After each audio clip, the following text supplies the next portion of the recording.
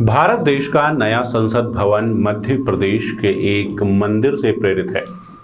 लेकिन भारत की आन बान शान, भारत की संस्कृति की पहचान, ये मंदिर आज भी गुलामी की बेड़ियों में जकड़ा हुआ है। इस मंदिर के ऊपर औरंगजेब ने तोपें चलवाई थी, लेकिन इन तोपों के निशान आज भी मौजूद हैं और भारत के आजाद होने के 70 सालों के बाद भी हम आज तक इस मंदिर को आजाद नहीं करवा पाए।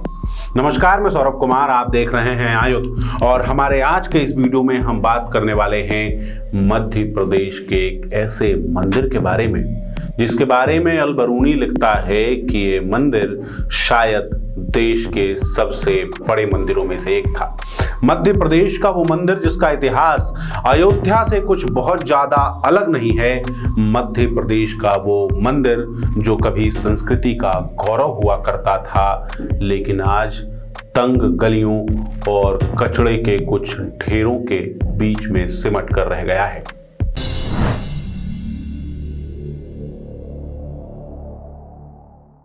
मध्य प्रदेश की राजधानी से कुछ ही दूर विदिशा जिला स्थित है। जब आप विदिशा के स्टेशन पर उतरेंगे तो वहां से करीब 15 किलोमीटर जाने के बाद कुछ तंग गलियों से गुजरते हुए एक मंदिर नुमा आकृति दिखती है। स्थानीय लोग इस मंदिर को बीजा मंडल या विजया मंदिर कहते हैं। वहीं कुछ लोग दावा करते हैं कि ये मंदिर नहीं, मस्जिद है। इस मंदिर को लेकर विवाद भी कुछ वैसा ही है जैसे बाबरी मस्जिद ढांचे को लेकर था।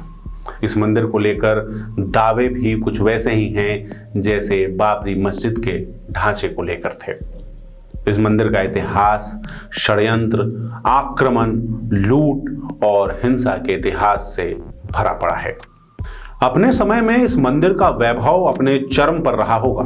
इस मंदिर के बारे में पहला लिखित इतिहास जो मिलता है, पहला लिखित वर्णन मिलता है, वो साल 1024 का मिलता है, जब महमूद गजनवी के साथ आए। उसके इतिहासकार अल बरूनी अपनी किताब में इस मंदिर के बारे में लिखते हैं। विजया मंदिर के बारे में वो कहते हैं कि इस मंदिर का जो आंगन है, इस मंदिर का जो प्रांगण है, वो कम से कम आधे मील तक फैला हुआ था। इस मंदिर का शिखर 105 फीट ऊंचा था और यहां पर रखा कलश दूर दूर से देखा जा सकता था। शहर के किसी भी हिस्से से इस मंदिर का कलश दिखाई देता था।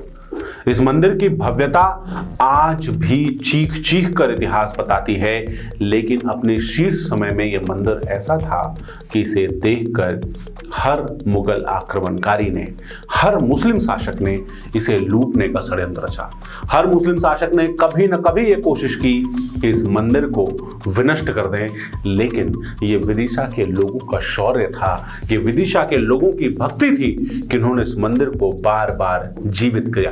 वैसे तो ये इतिहास कहीं उपलब्ध नहीं है कि इस मंदिर का निर्माण कब हुआ, लेकिन इसकी बनावट देखकर कहते हैं कि 10वीं-11वीं सदी का एक मंदिर रहा होगा।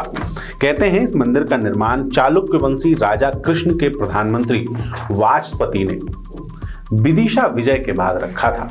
यहाँ पर विजया माता का मंदिर था, जिन्हें विजय की देवी माना जाता है।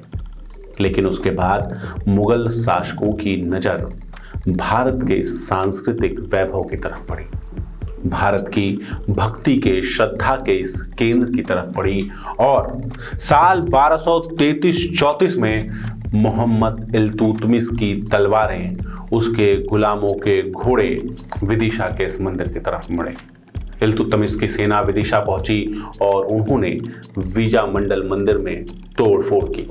उन्होंने बीजा मंडल मंदिर को लूट लिया और यहाँ का सारा खजाना, यहाँ का सारा वैभव अपने घोड़े और खच्चरों के ऊपर लाद कर यहाँ से ले गए। 1250 में इस मंदिर का पुनर्निर्माण कर लिया गया। इस मंदिर को दोबारा उसके वैभव पर खड़ा किया गया, लेकिन मुस्लिम शासकों की नजर जब किसी तरफ मुड़ जाती थी तो उसके विनाश के बिना, उसे पूरी तरह खत्म किए बिना वो अपनी तलवारें इस तरफ से मोड़ते नहीं थे। इस मंदिर के ऊपर दूसरा हमला हुआ 1290 में, जब अलाउद्दीन खिलजी के मंत्री कफूर ने इस मंदिर के ऊपर हमला किया और दोबारा मंदिर के विध्वंस का प्रयास किया। उसने मंदिर के खजाने को तो लूटा ही लूटा, मंदिर में रह रहे श्रद्धालुओं के साथ हिंसा की, उनकी जान ली ही, लेकिन साथ ही मंदिर में लगे 8 फुट के अष्ट धातु की प्रतिमा को यहां से उखाड़कर दिल्ली ले गया। दिल्ली इसलिए नहीं क्योंकि उसे मंदिर के वैभव से प्रेम था, दिल्ली इसलिए नहीं क्योंकि इस मूर्ति को कहीं सजा कर रखना चाहता था, बल्कि दिल्ली इसलिए क्योंकि वो हिंदुओं की श्रद्धा के केंद्र को अपमानित करना चाहता था। गफूर ने दिल्ली के एक मस्जिद, दिल्ली की बदायूं मस्जिद की सीढ़ियों पर इस प्रतिमा को चुनवा दिया ताकि वहां से जाने वाले सच्चे मुसलमान अपने पैरों तले श्रद्धा के केंद्र को रौंदते रहें। दोबारा वही प्रक्रिया हुई, फिर से मंदिर का पुनर्निर्माण हुआ, लेकिन 1459-60 में महमूद खिलजी ने विजय मंदिर के ऊपर दोबारा आक्रमण किया। 1532 में गुजरात के बहादुर शाह और 1682 में औरंगजेब की फौजें विदिशा के सांस्कृतिक गौरव की तरफ मुड़ी। औरंगजेब इस मंदिर को पूरी तरह तबाह कर देना चाहता था। औरंगजेब ने तोपें इस मंदिर के आसपास लगवाई, तोपों के मुंह मंदिर की तरफ मोड़े गए और एक के बाद एक सैकड़ों गोले इस विशाल मंदिर पर दागे गए। मंदिर को पूरी तरीके से तबाह करने की कोशिश की गई। जो अष्टकोणीय मंदिर था उसे चतुर्थकोणीय बना दिया गया, उसके ऊपर दीवार खड़ी की गई और मंदिर को मस्जिद बना दिया।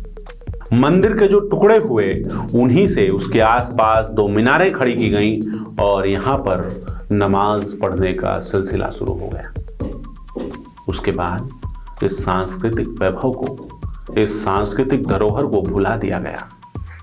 इसके पीछे के इतिहास, इसके पीछे के शौर्य के बारे में बात करने वाले भी खत्म हो गए।